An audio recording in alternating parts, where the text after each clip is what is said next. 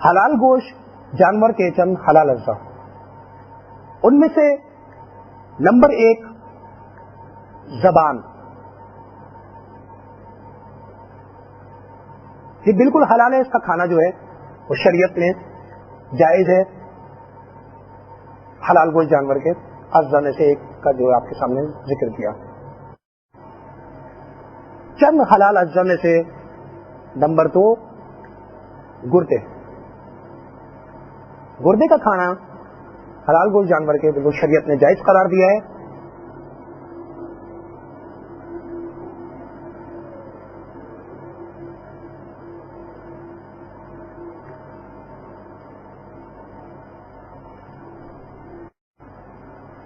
حلال اجزاء میں سے نمبر 3 پھیپھڑے. شریعت نے پھیپھڑے کا کھانا جو ہے وہ جائز قرار دیا ہے.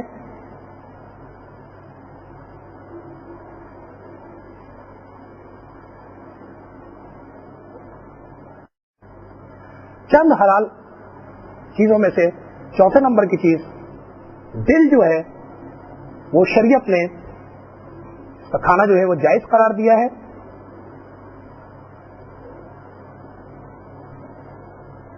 یہ دل ہے آپ کے سامنے، اس کا کھانا بالکل جو ہے وہ جائز ہے. چند حلال اجزاء میں سے 5واں نمبر جگر. اسے کلیجی بھی کہا جاتا ہے اور کلیجہ بھی کہا جاتا ہے. یہ تینوں ایک ہی چیز کے نام ہیں. یعنی کلیجی کا کھانا جو ہے وہ بالکل شریعت نے جائز قرار دیا ہے. اور یہ اس وقت آپ ملاحظہ کر رہے ہیں.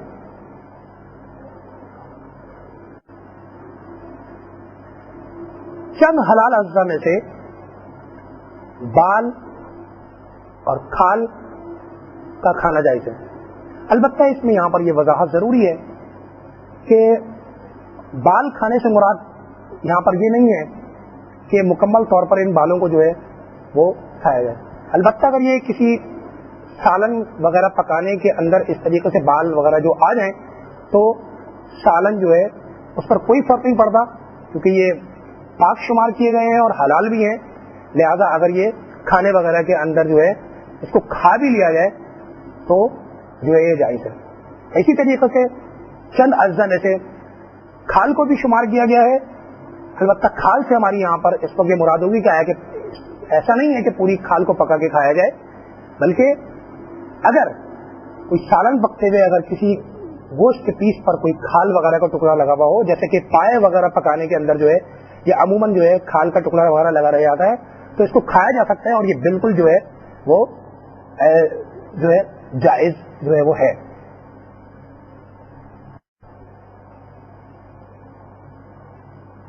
حلال اجزاء میں سے آٹوں کا کھانا بھی جو ہے وہ شریعت نے جائز قرار دیا ہے. چند حلال اجزاء میں سے ایک جو ہے وہ دماغ بھی ہے اور یہ سر کے اس حصے پر موجود ہوتے ہیں، جیسے کہ یہاں پر آپ ملاحظہ فرمائیں گے.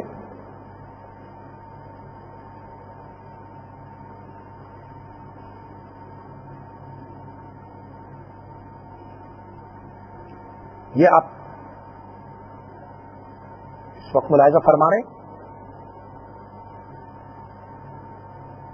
یہ جو ہے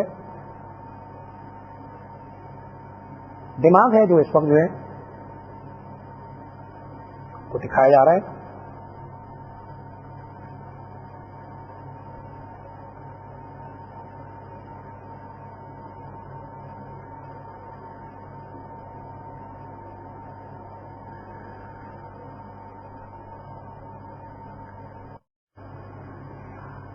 آئیے اب چلتے ہیں حلال گوشت جانور کے حرام اجزاء کی جانب. ان میں سب سے پہلا جو ہے وہ ہے خون. قرآن مجید میں خون سے متعلق جو ہے آیت بھی موجود ہے. ارشاد ہوتا ہے بسم اللہ الرحمن الرحیم انما حرم علیکم المیتۃ والدم ولحم الخنزیر وما اہل لغیر اللہ بہ بس خدا نے تم لوگوں پر مردار اور خون اور سور کا گوشت اور ہر اس جانور کو حرام قرار دیا ہے جس کے ذبح پر اللہ کا نام نہ لیا گیا ہو. حرام اجزا میں سے ایک آنکھ کو بھی شمار کیا گیا ہے. آنکھ ہے، اس کا کھانا بالکل بھی جو ہے وہ جائز نہیں ہے. حلال گوشت جانور کے اجزا میں سے آنکھ جو ہے وہ حرام شمار کی گئی ہے.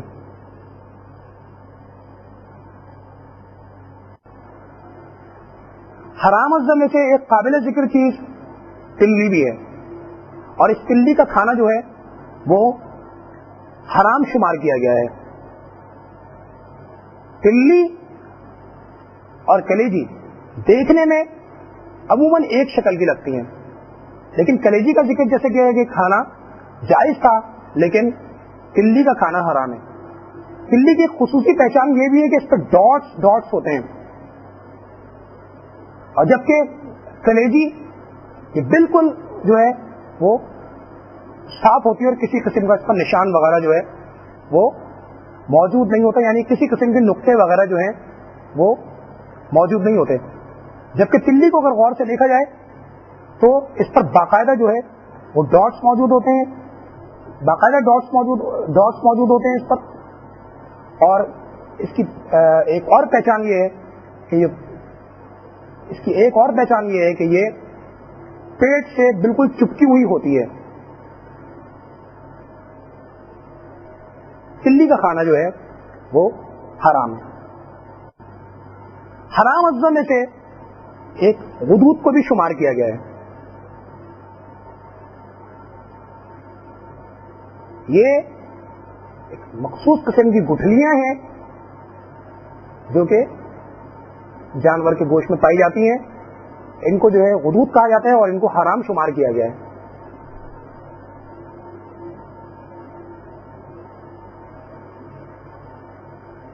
مخصوص قسم کی یہ کچھ گٹھلیاں جب ان کا ہاتھ لگائیں گے تو کافی سختی محسوس ہوگی.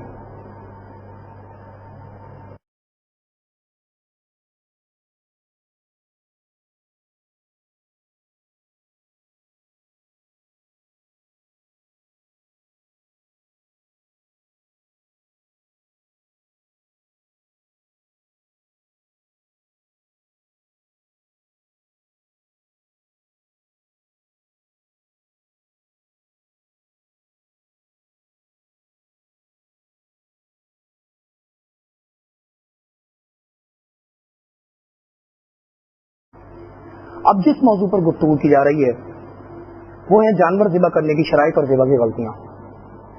لیکن اس سے پہلے ایک مسئلے کو واضح کر دیا جائے کہ عام طور پر جو جانور کو ذبح کیا جاتا ہے یہ ذبح عام ہے، اور سنت ابراہیمی کے طور پر جو جس جانور کو ذبح کیا جائے وہ ایک ذبح خاص ہے.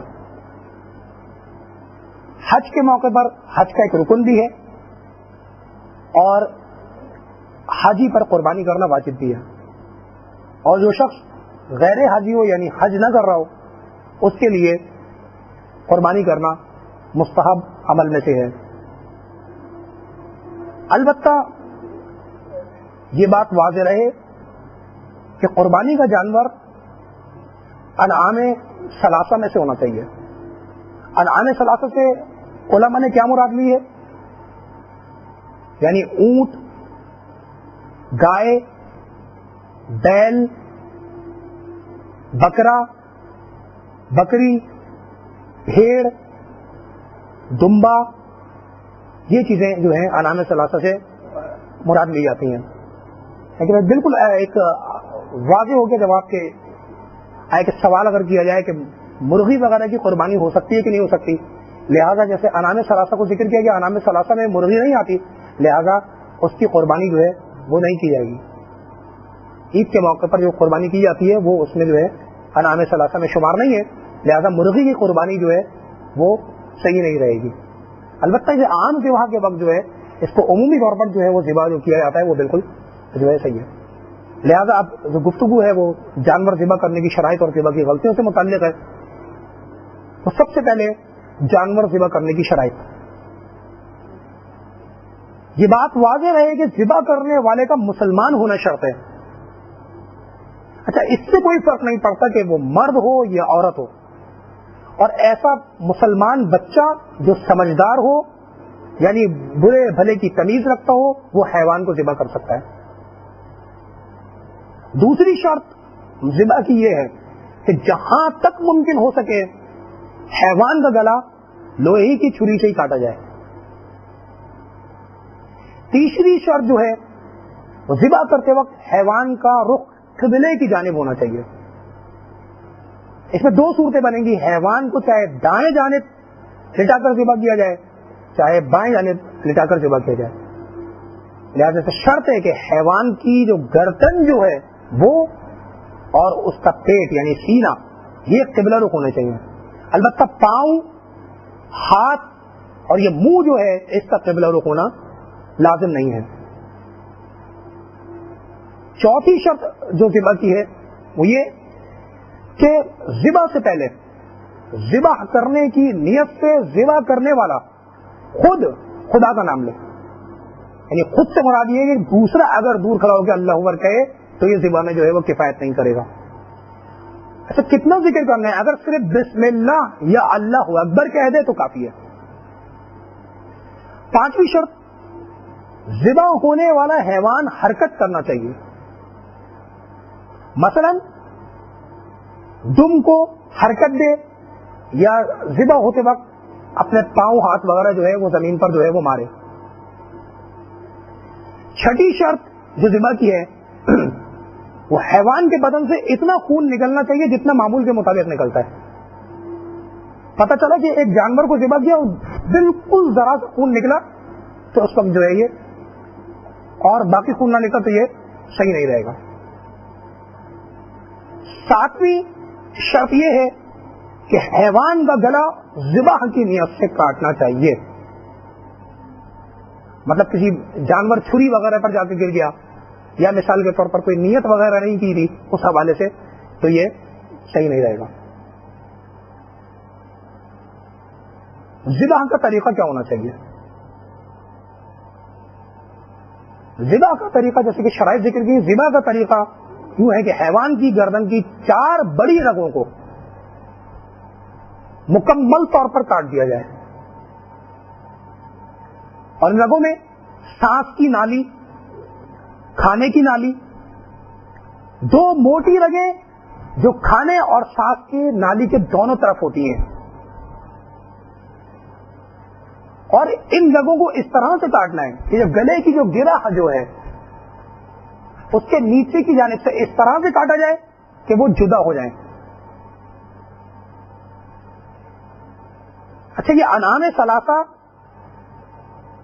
کے جو ذبح کے احکام بتائے جا رہے ہیں ان میں گو کے اونٹ شامل ہے، لیکن اونٹ کو اس طریقے سے لٹا کر جو ہے وہ کاٹنا جائز نہیں ہے، بلکہ اونٹ کے لیے ایک الگ سے حکم ہے کہ اس کو نحر کیا جائے.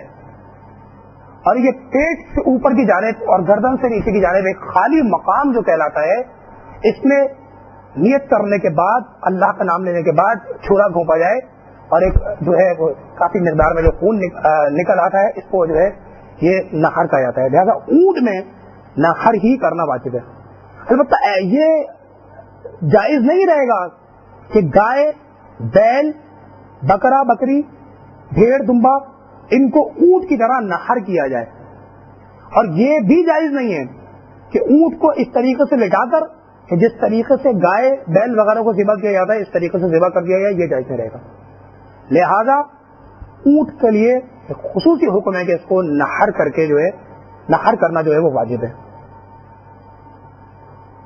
ذبح کی غلطیوں پر جو ہے ایک نظر ڈالتے ہیں. یہ اکثر و بیشتر جو ایک لوگوں سے غلطی ہو جاتی ہے کہ قصائی وغیرہ کا تعین کرنے میں وہ غلطی کر جاتا ہے. لہذا جانور کو کتابی کافر ہو یا غیر کتابی کافر ہو اس سے ذبح کروانا بالکل بھی جائز نہیں ہے. مثلا عیسائی قصائی سے اگر یہ جانور کو ذبح کرے تو جائز نہیں ہوگا.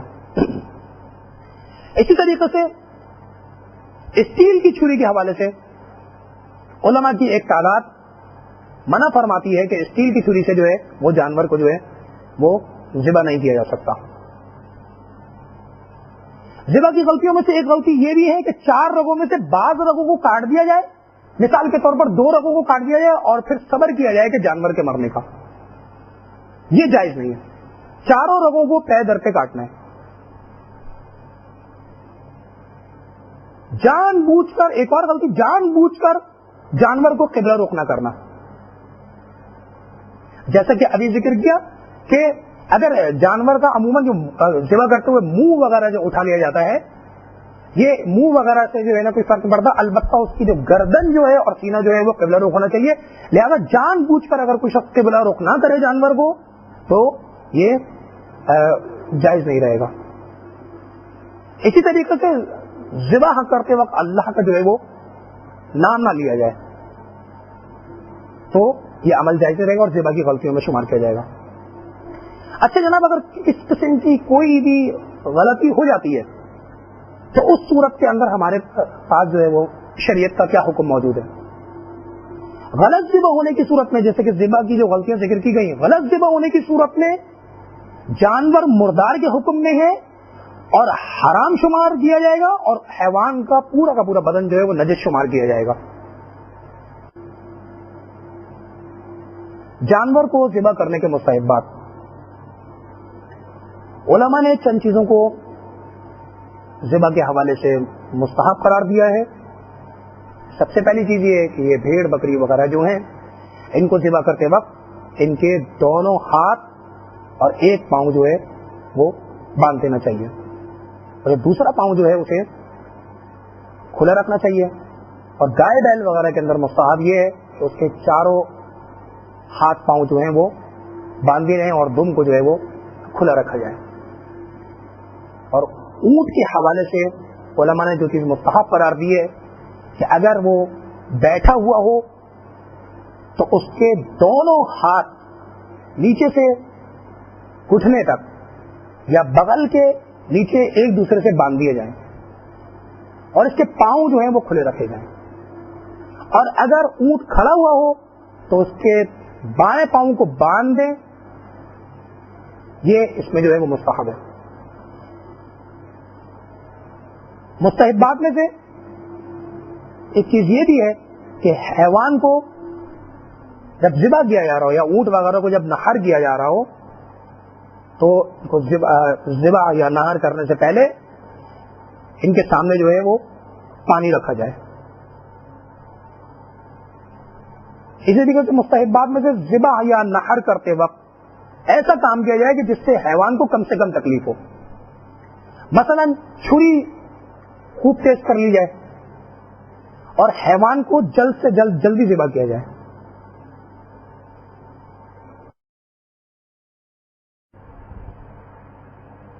جانور کو ذبح کرنے کے مکروہات, علماء نے چند چیزیں جو ہے ذبح کے حوالے سے مکروہ شمار کی ہیں. ان میں سب سے پہلی چیز یہ کہ حیوان کی جان نکلنے سے پہلے اس کی کھال کا اتارنا, یہ مکروہ شمار کیا گیا ہے. حیوان کو کسی ایسی جگہ ذبح کرنا کہ اسی کی نسل کا دوسرا حیوان اسے دیکھ رہا ہو, یہ مکروہ شمار کیا گیا ہے. جس چوپائے کو انسان نے پالا ہو اسے خود اپنے ہاتھ سے ذبح کرنا جو ہے مکروہ ہے. اور اسی طریقے سے وقت کے حوالے سے رات کے وقت یا جمعے والے دن ظہر سے پہلے حیوان کا ذبح کرنا مکروہ شمار کیا گیا ہے. البتہ ضرورت وغیرہ کے تحت اس کی کراہت جو ہے وہ ختم ہو جاتی ہے. آئیے چند ایک فقہی مسائل کی جانب چلتے ہیں. سب سے پہلا مسئلہ یہ کہ آئے کہ یہ گائے بکرے وغیرہ جو ہیں ان کے پیشاور پکانے کا کیا مسئلہ ہے. شریعت نے اس کو جو نجاست کے حوالے سے جو حکم ہے اس کو پاک جو ہے وہ شمار کیا ہے, یعنی نجس شمار نہیں کیا.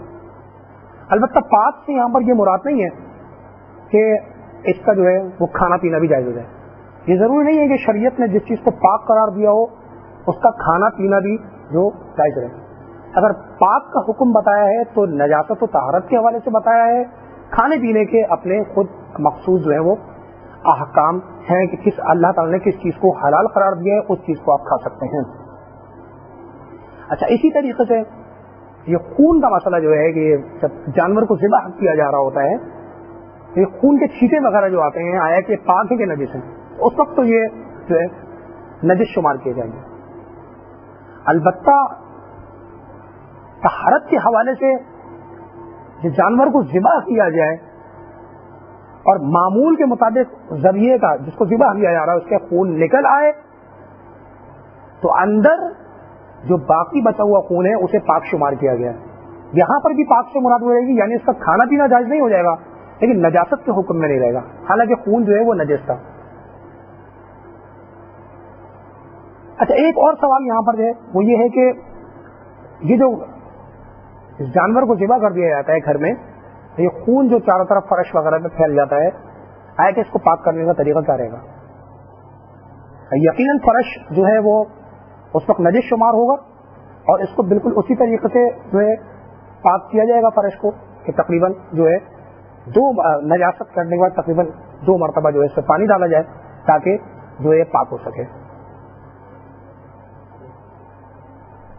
اچھا, ایک اور سوال یہاں پر کیا گیا ہے وہ یہ کہ یہ جو گوشت کے پارچے وغیرہ بنا دیے جاتے ہیں, یا مثال کے طور پر آپ نے کسی کو وہ گوشت وغیرہ دیا, یا مثال کے طور پر آپ مارکیٹ سے گوشت کو خرید کے لے کر آئے, تو اس کے اندر جو خون موجود ہے اس کے بارے میں جو ہے وہ کیا حکم رہے گا؟